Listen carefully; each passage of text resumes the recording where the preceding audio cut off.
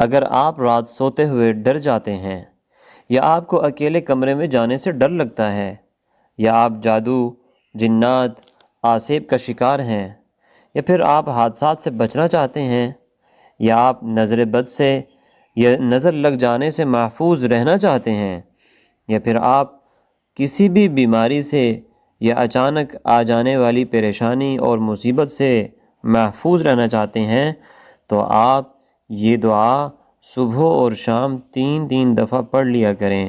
یہ رسول اللہ صلی اللہ علیہ وسلم کی سکھلائی گئی دعا ہے۔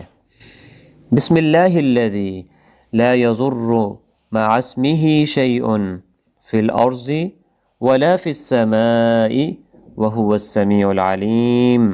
بسم اللہ الذی لا یضر مع اسمہ شیء فی الارض ولا فی السماء وهو السمیع العلیم۔